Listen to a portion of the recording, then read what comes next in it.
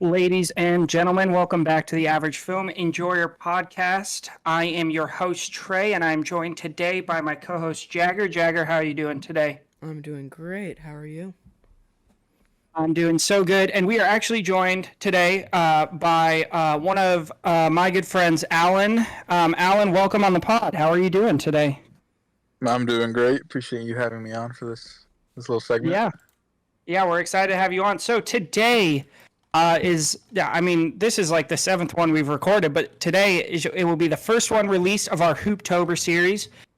So what we will be doing is coming out with a 10 to 15 minute review of a Halloween or scary movie every day of October. And on the 31st, we will be coming out, I believe, with a Tobe Hooper movie, which will be Texas Chainsaw Massacre. And every episode that comes out, we will have merch coming out along with that episode.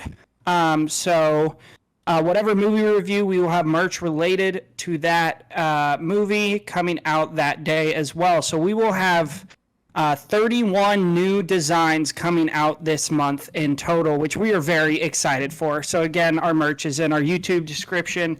So go check that out. So today, kicking off the month, I'm very excited because this is one of my personal favorite horrors. I believe this is in my top 100 of all time.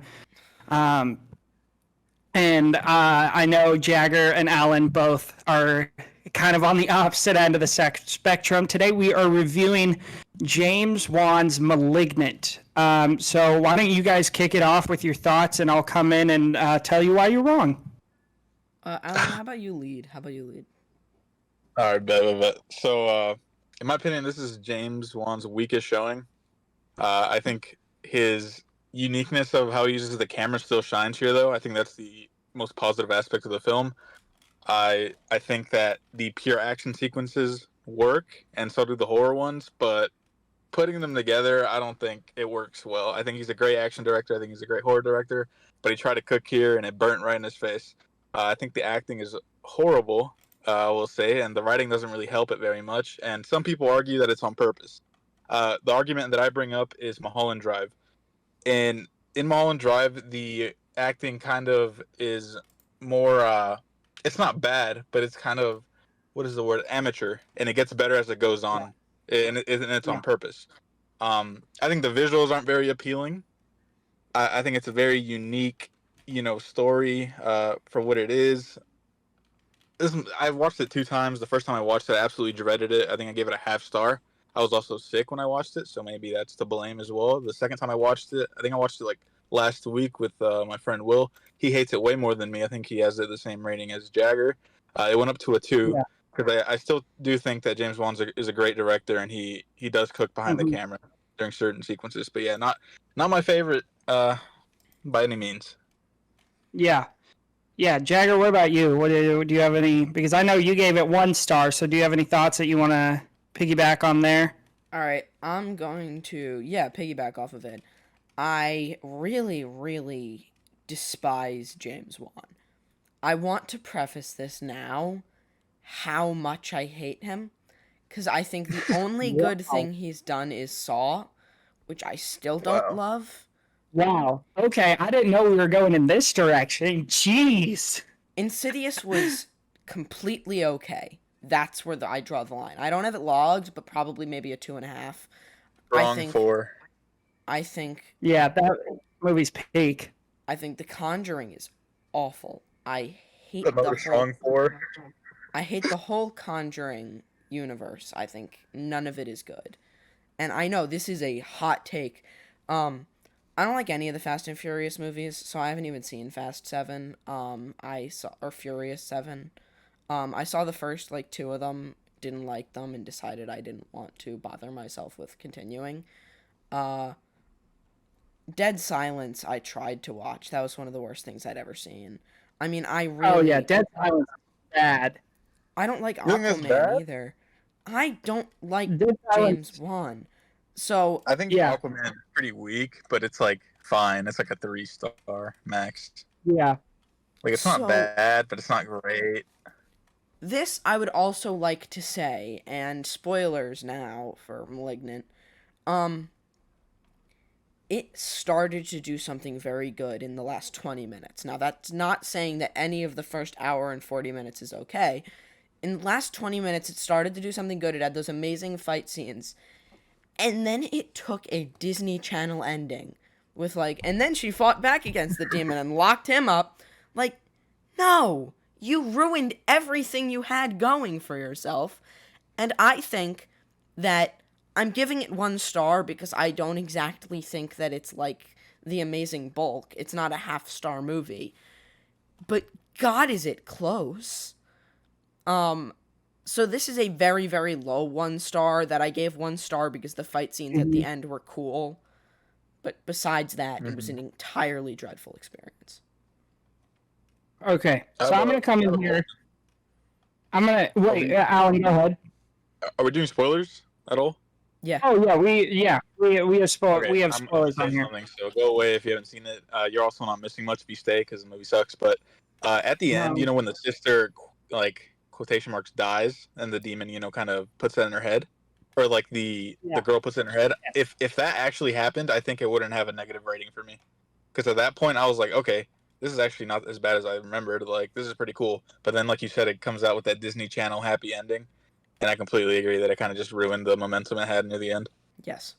Yeah. And it also doesn't help the whole first hour as well, because that shit was ass. But yeah. Okay, so I'm going to come in here and I'm going to defend what I think is an outstanding horror film. So first of all, I really respect James Wan. I'm not going to come out here and say I love a direct. Like, when I say I love a director, like me and Alan were talking about Tarantino earlier. I love Tarantino. There's not a single Tarantino. There's one Tarantino movie I have rated below a 4.5. I love Quentin Tarantino. James Wan, like, he can go either way for me. Like, I love Malignant. The first Conjuring isn't great, but the second one is really good. Insidious is great. Saw is great. I enjoyed Aquaman. Fast 7 isn't great. Insidious 2 isn't great. And Dead Silence is just straight terrible. I will say this. I've not seen Death Sentence, which is the one I believe, he did with Kevin Bacon and Garrett Hedlund. I haven't seen that, so I still need to get around that. But he's a very hit and miss. Malignant is easily my favorite. And it's because, like, Jagger, we've talked about, like, our mutual love of the Evil Dead movies. Evil Dead 2 is one of the few movies I know you consider to be a perfect film.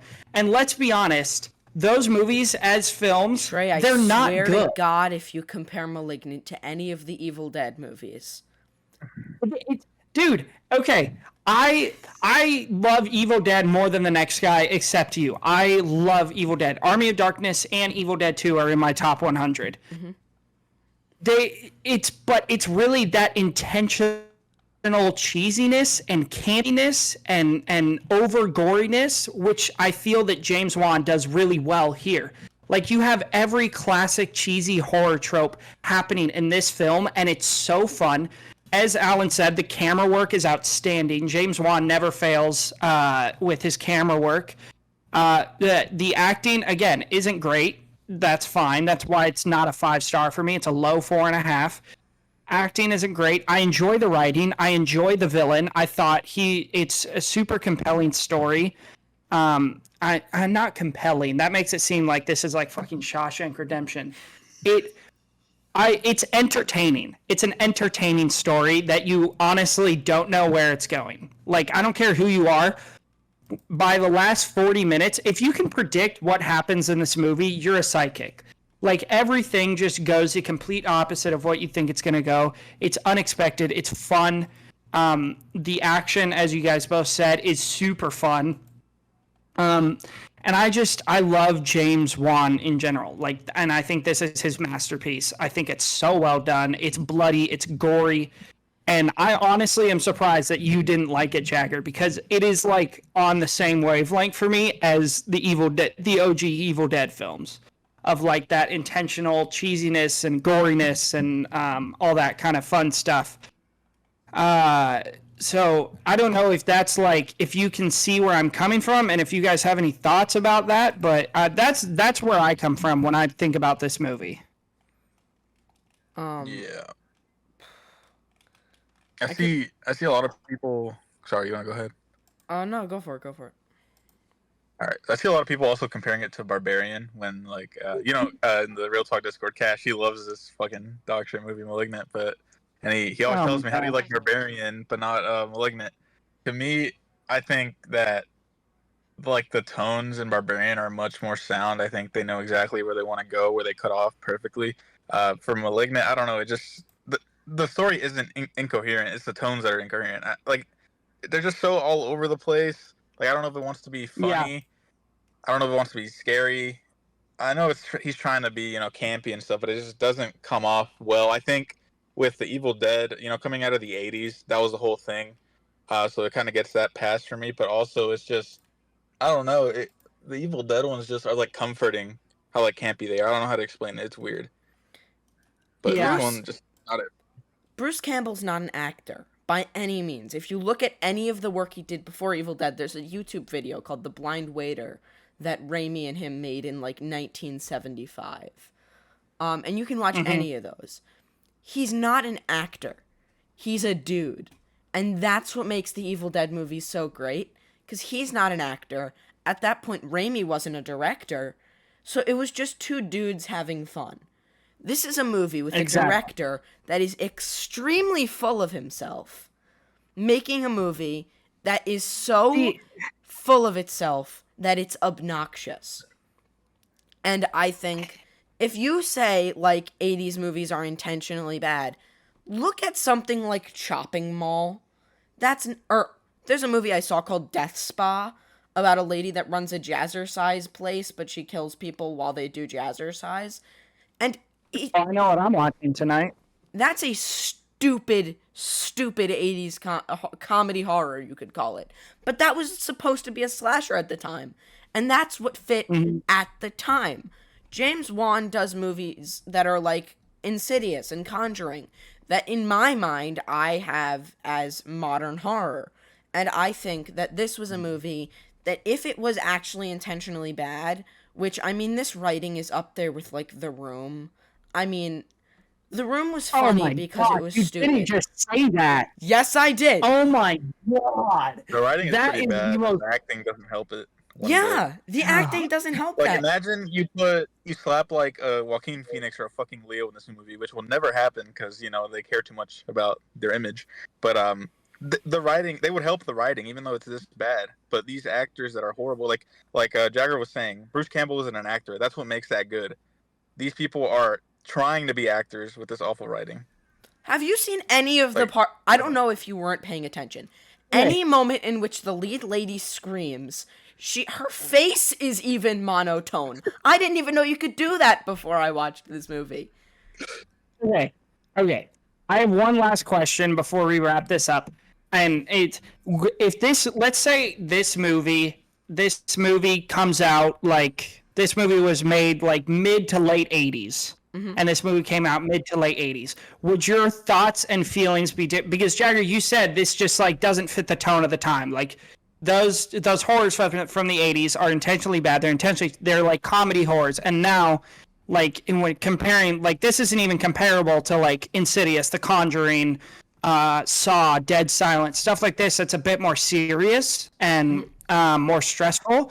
If this has come out, let's say 1986, do you think this would have been more well received or more loved, or what are your thoughts on that? Here's what would have happened if this was made in 1986. It would have been a lot more like Basket Case, which is also about, like, what's it called? A twin thing? Hematoma or whatever they call it. Siamese twin? Yeah, Siamese twin. Which, it's the same concept. It would have been more like that. It's sort of gritty, sort of grimy. The camera work is not as nearly as good. So it would not have been taking itself seriously at all. It would have had, hopefully, different actors that could have possibly saved it. The writing would have been considered more acceptable because that's what you expected out of a director like that at the time. Movies like The Conjuring and Insidious would not have set a bar anywhere. And this would have been a standalone movie. And if it had been gritty and grimy and disgusting and sort of felt like Maniac, then this could have been great. If it was more like... And it is gory, I'm not going to deny that. But the gore feels like 2021 gore. The gore doesn't feel like 1986 sort of stupid looking red paint looking gore that you get. Yeah. And it's almost like sort of you're able to laugh at it, but it also feels kind of disgusting, like you would get out of something like Maniac. So that's what I'm saying. If it was made in 1986, it would have been a whole different movie, and I pray to God it would have been a better movie. Actually, Alan, do you have any last thoughts? Anything would have been better. But Yeah, I don't think it would have worked in the 80s just because I think this is funny because it's bad, while 80s movies are funny because they're just corny. Like, that's what they're made to be honest. Like, they knew what they were doing. And then another thing, I have a negative and a positive about this movie. So another negative that I should have said earlier with the visuals is that when there's not a vibrant color, like a red or anything, this movie looks like a Russo brothers like production. It's devoid of color, and I think it looks ugly. Another thing is, the best thing that came out of this is that a studio gave a budget to a director and let him make his vision. I think that's the most important thing that came out of this movie. But that's really all I got to say about this low mid horror movie. it did kind of feel like that, like, Gray Man Extraction feeling movie. Yeah. Visually. Yeah, that's totally fair. Yeah, so go check out Malignant. I think you should check it out. It's one of the most divisive horror movies because you'll get people like me or me and Alan's friends Cash or Alex Coleman from TikTok who have this at like 4.5, 5 stars. And then you'll get guys like Jagger and Alan who have this at like 1 star, 2 stars. So go check it out for yourself. Let us know what you think. We are starting this new thing on our pod. So Jagger, every episode will be playing a different movie in the background of his screen. So if you can guess what movie that is, leave us a comment down below what you think it is. If you're on YouTube, and also if you're on oh god, dude, this was happening yesterday, Jagger, when we were recording. Also, if you're on YouTube, please like and subscribe.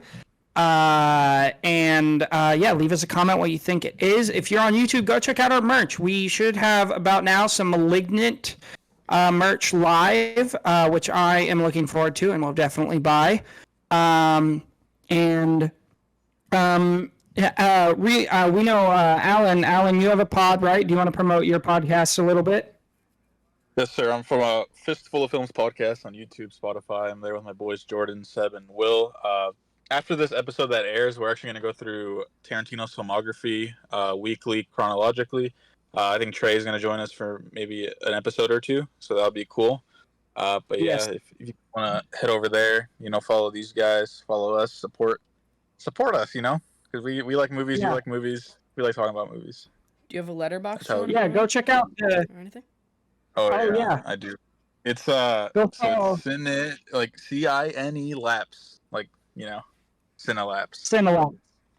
Yeah, go follow him on Letterboxd.